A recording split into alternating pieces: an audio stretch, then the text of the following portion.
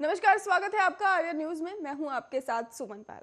प्रधानमंत्री नरेंद्र मोदी आज video conferencing के माध्यम से प्रधानमंत्री राष्ट्रीय बाल पुरस्कार को ही विजेताओं को ही साथ में बातचीत करेंगे। और इसके साथ ही आपको बता दें कि इस अवसर पर ही केंद्रीय महिला और बाल विकास मंत्री स्मृति ईरानी और राज्य मंत्री डॉक्टर मंजपारा महेंद्र भाई भी मौजूद रहेंगे।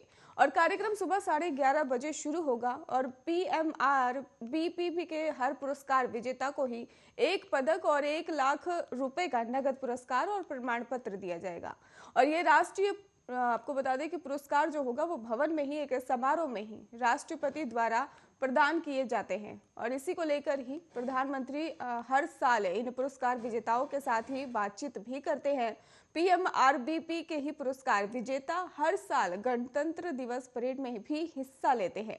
हालांकि देश में ही कोविड-19 की स्थिति को देखते हुए इस साल दिल्ली में पुरस्कार समारोह आयोजित करना संभव नहीं हो सका है। और 24 जनवरी को ही राष्ट्रीय बालिका दिवस के ही अवसर पर और आजादी के ही अमृत महोत्सव के हिस्से के रूप में प्रधानमंत्री नरेंद्र मोदी PMRBP 2022 के विजेताओं के साथ ही बातचीत करेंगे। और बच्चे अपने माता पिता और अपने संबंधित जिले के ही संबंधित जिला मजिस्ट्रेट के साथ ही अपने जिला मुख्यालय से इस कार्यक्रम में शामिल होंगे।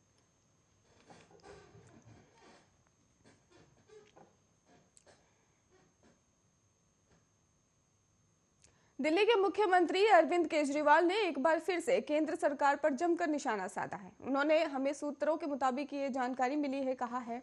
और इसके साथ ही कहा कि भारत सरकार सत्येंद्र जैन को गिरफ्तार करना चाहती है। उन्होंने कहा कि 5 राज्यों के चुनाव को देखते हुए केंद्रीय जांच एजेंसियां सक्रिय हैं और पंजाब चुनाव में मतदान से ही कुछ दिन पहले केंद्र सरकार सत्येंद्र जैन को गिरफ्तार कर सकती है।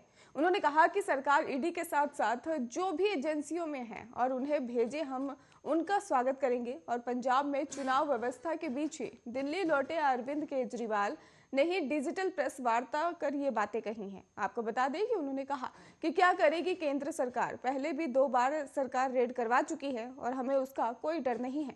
क्या करें, कुछ दिन सत्येंद्र जैन को ही गिरफ्तार रखेंगे और तब तक चुनाव होंगे और उनके रिश्तेदारों के यहाँ रेड करेंगे। हम डरने इसे घबराने वाले में से नहीं हैं। और पहले भी हमारे और सिसोदिया के यहाँ रेड की गई है और फिर करवा लें, और हमारे 21 विधायकों के यहाँ करवा लें रेड। और हम चन्नी साहिब की तरह बौखलाने वाले नहीं हैं।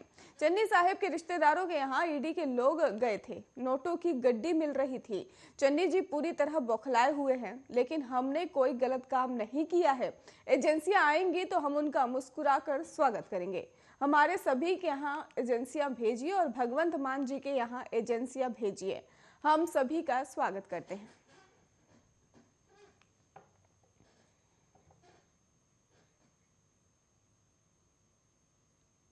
गणतंत्र दिवस पर ही यूपी सरकार ने बड़ा फैसला लिया है और सरकार अच्छे आचरण वाले, उम्र दराज और गंभीर बीमारियों से पीड़ित 100 कैदियों को रिहा करेगी। 60 साल की उम्र पर ही आपको बता दें पार कर चुके 16 साल की ही सजा पूरी करने वाले और गंभीर बीमारी वाले इसके पात्र होंगे। शासन ने जेल मुख्यालय द्वारा भेजे गए पात्र कैदियों की फाइलें परखी हैं और वही शासन अब अगली बैठक में ही चयनित पात्र कैदियों की सूची राज्यपाल को भेजेगा और कैदियों की रिहाई पर ही अंतिम फैसला राज्यपाल लेगी। हालांकि प्रदेश में ही विधानसभा चुनाव को लेकर लागू आचार चुनाव संहिता के ही मद्देनजर शासन चुनाव आयोग से भी अनुमति लेने पर विचार कर रहा है। और ये भी आपको बता दें कि ये कैदी लखनऊ की ही आदर्श जेल नारी बंदी निकेतन के ही अलावा वाराणसी, बरेली, आगरा, फतेह और इसके साथ ही नैनी सेंट्रल जेल के ही साथ में ही जिला जेल के ही कैदी रिहाई के पात्र होंगे। डीजी कारागार आनंद कुमार ने रिहाई के पात्र कैदियों का ब्यौरा शासन को भेज दिया है।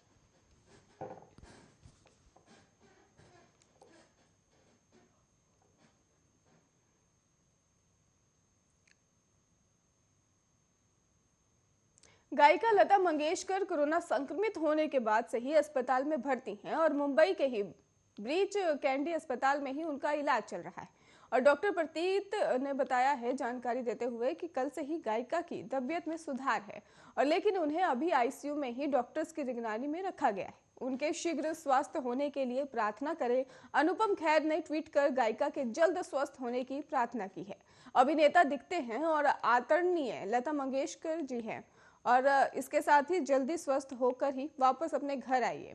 पूरा राष्ट्र आपके ठीक होने के लिए प्रार्थना कर रहा है। किरण खेर ने भी भारतीय पद्म गायक की अपराही और एक छत्र सामग्री के ही जल्द ठीक होने की प्रार्थना की है। उन्होंने ट्वीट करते हुए लिखा कि मैं भारत रत्न लता मंगेशकर की जी के लिए शीघ्र स्वस्थ होने की कामना करता हूँ।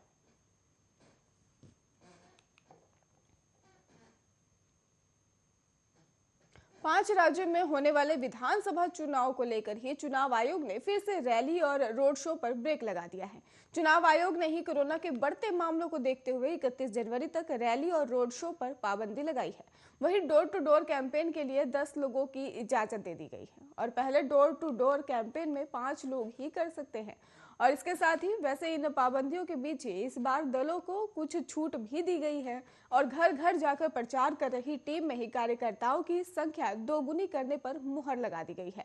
इसके अलावा फेज 1 और फेज 2 में भी मतदान वाले इलाकों में 1 फरवरी से ही छोटी जनसभा करने की भी छूट दे दी गई है। वहीं वीडियो वैन के जरिए ही डिजिटल प्रचार के लिए वैन को तय खुले स्थानों पर ही खड़ी करने की भी इजाजत रहने की वाली है। और ऐसे में ही कुछ राहत तो कुछ पाबंदी का ही दौर जारी रहने वाला है। ये भी जानकारी दी गई है कि अब प्रत्याशी ओपन स्पेस में ही पब्लिक मीटिंग कर सकते हैं, लेकिन वो मीटिंग सिर्फ 500 लोग या फिर किसी भी जगह के ही 50% कैपेसिटी अंतर्गत ही की जाएगी। और ऐसे में ही सोशल डिस्टेंसिंग का भी पालन करना जरूरी रहेगा और सभी कोरोना प्रोटोकॉल्स को भी फॉलो करना होगा। अब ये भी स्पष्ट हो गया है कि 28 जनवरी से ही पहले चरण के उम्मीदवार कुछ पाबंदियों के साथ अपना प्रचार कर पाएंगे। वहीं 1 फरवरी से ही दूसरे चरण के उम्मीदवार भी अपना प्रचार शुरू कर सकते हैं। अब इन पाबंदियों को जारी रखने का फैसला चुनाव आयोग ने ही इसलिए लिया है क्योंकि कोरोना मामलों में ही अभी भी बड़ा उछाल देखने को मिल रहा है। चुनावी राज्यों में भी कोरोना का कहर जारी है और ऐसे में किसी भी तरह की लापरवाही नहीं की जा सकती।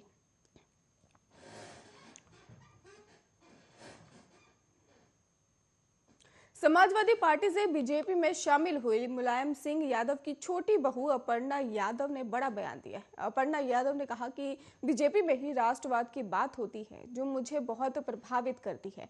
इसके साथ ही उन्होंने कई सवालों के जवाब दिए। अपर्णा यादव ने लखनऊ कैंट से समाजवादी पार्टी के टिकट ना मिलने के सवाल पर कहा कि सपा में टिकट मिलने से मुझे कोई रोक नहीं सकता क्या, और बीजेपी में जाने से रोकने पर सवाल पर बोली कि हर व्यक्ति अपने हिसाब से सोचने और निर्णय लेने के लिए स्वतंत्र है।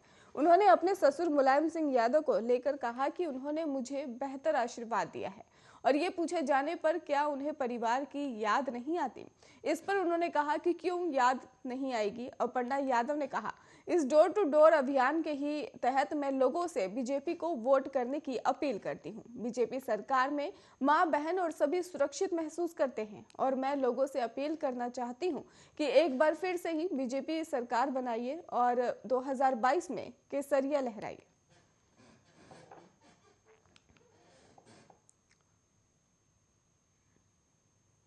यूपी के डिप्टी सीएम केशव प्रसाद मौर्य कौशाम्बी की सिराथू विधानसभा सीट से ही चुनावी मैदान में हैं और इस घोषणा के बाद पहली बार अपने विधानसभा क्षेत्र सिराथू पहुंचे और इस दौरान वो अपने विधानसभा क्षेत्र के ही गुलामीपुर गांव में भी पहुंचे और यहां महिलाओं ने केशव प्रसाद मौर्य का जमकर विरोध भी किया। दरअसल केशव मौर्य 3 दिन पहले ही कौशाम्बी जनपद की जिला पंचायत सदस्य पूनम मौर्य के प्रति राजीव मौर्य के घर पहुंचे थे और केशव प्रसाद मौर्य को देखते ही परिवार और गांव की महिलाओं ने घर का दरवाजा बंद कर लिया और लोगों का भारी हुजूम इकट्ठा हो गया और केशव के विरोध में ही नारेबाजी करने लगे, जिसके बाद केशव को ही सुरक्षा गार्ड ने वहां से बाहर निकाला। केशव मौर्य जैसे ही गुलामीपुर गांव पहुंचे, महिलाओं ने घर दरवाजे बंद कर लिए थे। बाहर खड़े लोग विरोध में और नारेबाजी करने लगे थे और केशव ने ही लोगों को चुप कराने की कोशिश की थी। वीडियो में साफ दिखाई दे रहा है कि कैसे केशव विरोध कर रहे और एक शख्स को ही अपने मुंह पर उंगली रखकर ही चुप कराने की कोशिश करें। इस दौरान ही केशव मौर्य महिलाओं से बुरी तरह से घिर गए और उनके साथ ही मौजूद सुरक्षा के जवानों ने उन्हें बाहर निकाला। मौर्य के जाने के बाद ही लोगों ने केशव मौर्य चोर है ऐसा कहा और उसके नारे भी लगाए।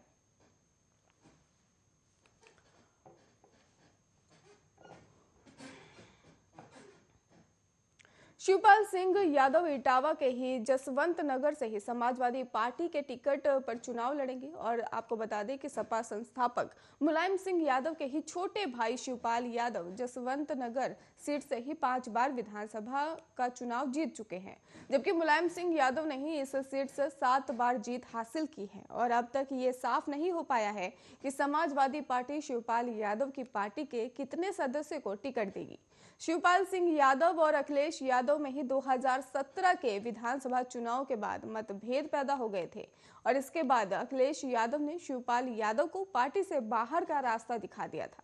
हालांकि 2017 का विधानसभा चुनाव शिवपाल यादव जसवंत नगर विधानसभा सीट से ही सपा के टिकट पर जीते थे और बाद में ही उन्होंने प्रगतिशील समाजवादी पार्टी के नाम से ही अपनी अलग पार्टी बना ली थी।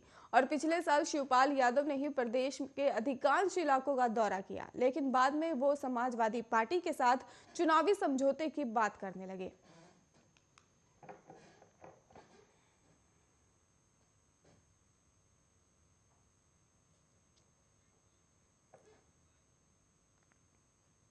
बंगाल की मुख्यमंत्री ममता बनर्जी ने आजादी के ही महानायक नेताजी सुभाष चंद्र बोस की जयंती पर उन्हें श्रद्धांजलि देते हुए कहा कि केंद्र सरकार से ही 23 जनवरी को राष्ट्रीय अवकाश घोषित करने की मांग की है। ममता ने कहा कि आजाद हिंद फौज के ही नाम पर कोलकाता के ही राजारहाट क्षेत्र में ही समाधि स्थल का निर्माण किया जाएगा और एक विश्वविद्यालय की स्थापना की जा रही है और इसके लिए फंडिंग पूरी तरह से राज्य सरकार करेगी। ममता ने ट्विटर पर कहा कि केंद्र सरकार को 23 जनवरी को राष्ट्रीय अवकाश घोषित करना चाहिए और हम ये दिवस देश नायक दिवस के रूप में मना रहे हैं और नेताजी आने वाली पीढ़ियों के लिए प्रेरणा स्रोत बने। और मुख्यमंत्री ने आगे ये भी कहा कि देश नायक नेताजी सुभाष चंद्र बोस की 125वीं जयंती कोटि कोटि नमन है और एक राष्ट्रीय और वैश्विक प्रतीक बंगाल से ही नेताजी का उदय भारतीय इतिहास के ही इतिहास के बेजोड़ है। वे देश शक्ति, साहस, नेतृत्व, एकता और भाईचारे के प्रतीक है। नेताजी पीढ़ियों के लिए प्रेरणा रहे और आगे भी रहेंगे।